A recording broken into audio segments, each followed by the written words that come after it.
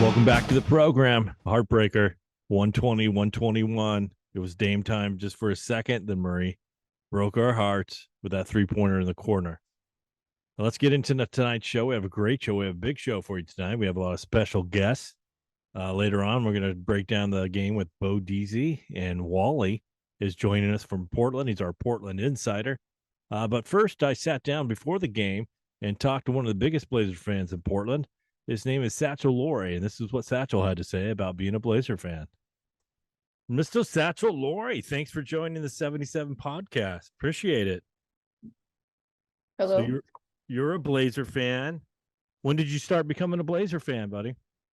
I was born a Blazer fan. I don't remember not being a Blazer fan. That's a good answer. I like that. The reason that the podcast is named 77, I became a Blazer fan in 1977. So I was about 6 years old. 4 years old. I was 4 years old when I became a Blazer fan. So do you have a favorite player on your team, on the Blazers? I really like Simons right now. He looks very good in offense and defense. I also like Shaedon Sharpe. He's exciting to watch play. Oh, yeah.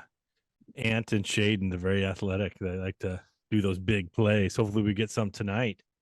What do you think about the team this year? How do you think they're going to do? I think we're going to do pretty good. I think we have a pretty good chance of getting into the playoffs after all the new players we have gotten. Nice. So when I was a kid, the Lakers were my nemesis. That's the team that I hated to see come play the Blazers. We rooted against them. Do you have a team that you root against when the Blazers are playing them? I really hate the Suns because they have like Chris Paul on it, and he kind of whines a lot, like maybe a few other players on their team. Nice. Now, is that a conflict with your dad, though? Because your dad grew up in Phoenix. Yeah. Nice. So you like Ant and Shaedon. Now, I know you like Damian Lillard a little bit. If you could ask Damian a question, what would you ask him? I would ask him what other free agents would you want to play with this year? All right, Dame, you heard him. What free agents do you want to play with this year? Let's make some deals and get some of Satchel's players on here if you're watching the show, Dame. Let's see how do you support I see that nice decal in the background. How do you support the Blazers? You buy jerseys, you make any art? What do you do? I go to their games, and I also painted this, and wow. I buy jerseys. Nice. So what jersey do you buy? Old school jerseys or new player jerseys or just any Portland jersey? So far I only have a few jerseys, so I have like maybe one old jersey in my closet right now. But other than that, I just have some newer jerseys. Nice. So you're a true Portland Trailblazer fan. Satchel Laurie, thanks for joining us on the show. I really appreciate it. Now the game starts at 7, so we're going to root really hard for the Blazers to win tonight, and hopefully you're a good luck charm for tonight and they go on a winning streak. I appreciate it, buddy. Thank you. All right, let's go to Bo Deezy and Mike Wally out of Portland. See what they have to say about tonight's game. All right, Wally, welcome to the show. Blazers lose tonight. What did you see? What stood out to you tonight in the game? Big thing I saw was we just couldn't finish both halves. Last 3 minutes of the both halves, we just the defense just disappeared, and we really don't have an answer to Jokic currently on our team. I found that to be interesting, having Nurk come in, I think the year before Jokic, right, in Denver, and then Jokic showed up, and then Nurk had to leave, and you could tell they were a little bit friendly there on the court. I also noticed Jeff Green from 1989, and also DeAndre Jordan. The Nuggets are playing older guys. You think the younger Blazers would have a better chance of winning tonight? I like that Denver's embraced that. I think you need role players of that age. They've been in the league, 15 years. I mean, they both both those guys were skinny guys when they came into the league, and both have embraced Husky. And I think they bring a role to that team that the Blazers might just not have right now. Simons went 3 for 12. You think that was the difference in tonight's game? If he had it, Blazers win. I don't know if that's it. It's always good when you have Damian and Anthony working. But you had other players working pretty well tonight. So Jeremy had a pretty good game. So I think it just came down to those halves and those guys, and then Jamal just getting hot down the stretch. I haven't talked to you in a little bit. What do you think about the rotation Billups is putting out there with Winslow, Eubanks, Watford, and Sharp? That's one thing I've noticed with this year's team is we've got a couple things we haven't had in the past, and it's we've got a good flow on offense and a good wingspan, which in the past I don't think we've had. But that second unit that we have it comes in a little short. I see them just their length is just not there, and that's why they have a tough time with guys like Jokic. We can't compete because we're just with Eubanks, Winslow in that 6'8" range. It's just not big enough. So we're almost like mid-20s into the mid-20 game of the season. Most teams are finding their identity. What's the Blazers' identity? You just talked about their bench. Are we looking at maybe retooling as far as the bench goes? Upcoming, I know a lot of contracts are coming up next week to be able to sign and trade people that have been signed. Do you think the Blazers are going to look to sign somebody? Trade somebody, trade. I don't know if they're in the position to do that. You don't get a lot of stuff. You don't hear a lot of stuff out of that organization at times as far as rumors, but a little bit more length would really help out that second unit. Even though they play scrappy, they bring back that old Jerome Kersey type of feel to them, and that's why they play pretty well. As far as the identity, I just like the flow of this team. The years past, we've had just a couple guys running point. And just playing one-on-one ball. This team has a tendency to throw the ball, keep it going, and keep it flowing. And we play well when we do that. So what's the word on the street in Portland? What's Chad in Portland saying? The Godfather and Isaac and Soup. What are they talking about when they talk about the Blazers? I think what you see is the relationship in Portland with the Blazers organization was pretty poor with the radio, and so there was a lot of negativity. And that sort of flipped this year with the new organization, a new GM. Just maybe how Neil treated the media in Portland. It was a little stuffy, a little conceited. And, the local new radio guys, they don't take that.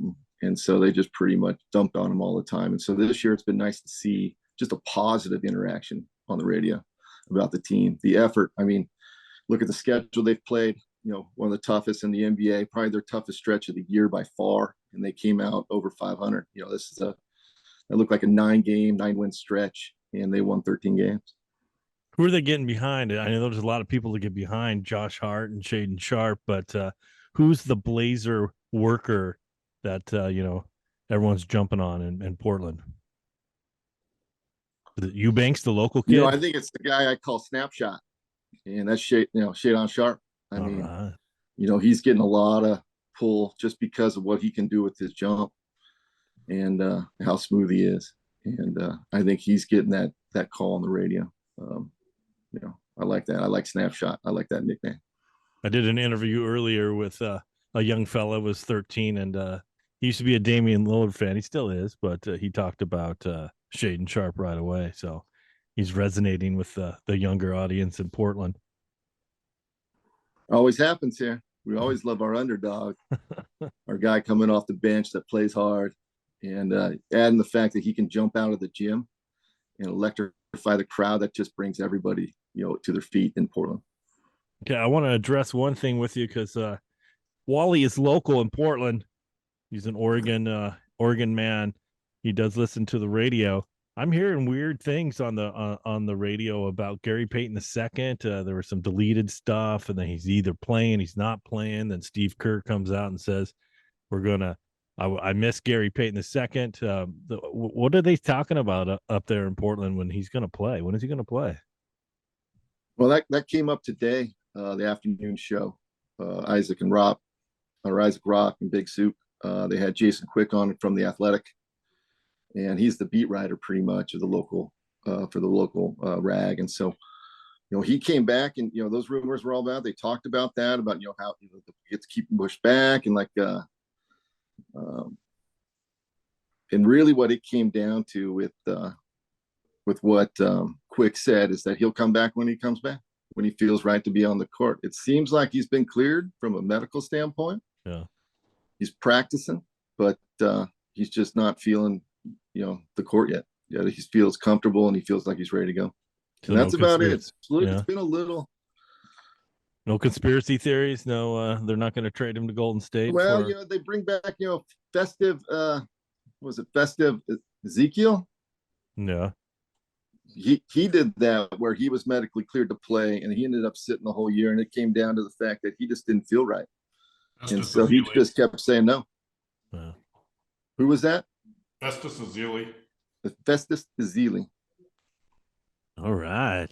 And so that came in. That's the conspiracy theory, is that he's just not playing because he doesn't feel right, even though he's medically cleared. So, you got any other notes, Wally? That's about it. It sounds like there's a couple of big articles coming out. Quick's doing in January with Justice Winslow and a couple guys, but other than that, I got nothing else to add. I got some critiques of Hart's headband and hairdo. All right. Here we go. So Wally, I always find watching Josh Hart and his facial expressions, I look at him as a pirate sometimes. He closes that eye, gets real mad at people. What are your observations of Mr. Josh Hart? He does got that snarl. He's a pretty emotional guy. I'm not a big fan of his hair. It's like a braided man bun, and he's got that big old headband. I think he needs to maybe put a do-rag on and call it good.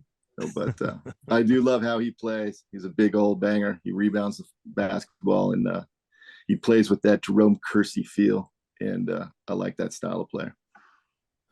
Jerome Kersey playing and Clyde Drexler rebounding. Good mix. Great. Yeah. Well, you were talking earlier about the second team and how the ball moves and flows with the second team. Now, watching this season, the guy Drew Eubanks in the middle is definitely the most hustle, the guy whose cuts are the most effective, and the guy who's creating the most space. The excitement that you were talking about with that second team is pretty obvious. What would you do anything different with that second team if you could? I love the energy of that team. They're scrappy. They don't have all that talent that you would probably want with that second unit, that length, that wingspan. We come out with a bunch of guys in that 6'8" range, but that energy is there. But I think it just becomes a deficiency at times. It's young. It's got a couple older guys, but they're just more role players. Your Winslows, the other players that come in. It's just. Yeah, we've been back and forth. We've been back and forth about Winslow. At first, I wasn't a fan, and now he's kind of growing on me. But I feel like with that second unit, if he's stable, the rest of the club is going to be stable. It's just him being stable that whole time. Yeah, I don't know if he's that player. I don't know if you're going to get that night in, night out. He's got skills. He can bring that point forward type of mentality. But when it comes to a defensive end, he was put on Jokic a couple times tonight, and he just doesn't have that length. He doesn't have that girth. So he has his role. We just get mismatched out sometimes because of that consistency or that uniform size of the team. What'd you take away from tonight's loss? Tough pill to swallow, definitely. But I do believe that these two teams are going to start a rivalry starting right now. I mean, we beat them a couple years in an epic playoff battle, and now we split the season series. I think this is the natural rival of the Blazers right now. Wally, what do you take away from this loss? Well, I'll agree with both. That I think Denver's a great rival right now from the last 2 years. What I take from that game is just that we're still working on our defense. Mentioned locally this week that they were trying to work on some slippages in the practices the last couple of days. I think they still need some defensive tune-up to help them out. And I'll leave with this. Drew Eubanks can shoot threes.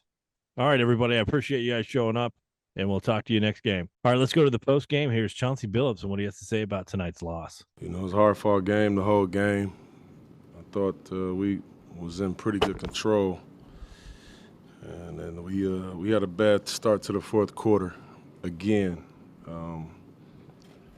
which was unfortunate. But it was nip and tuck the whole way, and you know, Jamal Murray hit a hell of a shot. You know, and Dame hit some great shots to keep us in it. But it was just you know, it was tough down the stretch. Johnson, it's 121, 120. Defensively, are you frustrated with that game, or is that just good shot making for 6 minutes? It was really good shot making, but I am frustrated.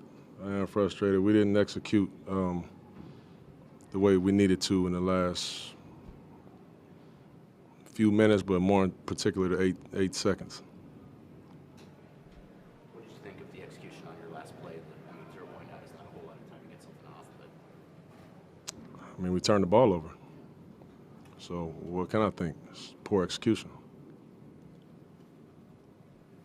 What do you think about the defense on Murray on that play? Did that handle well? Was it just Murray hitting a good shot? No, it wasn't handled well at all. We up 2. Last shot you can give up is a 3. 2 don't beat us. We go in overtime. No big deal. You give up a 3-point shot, no, it's terrible. So you felt they played off of too much, should be more aggressive? Obviously. It was terrible.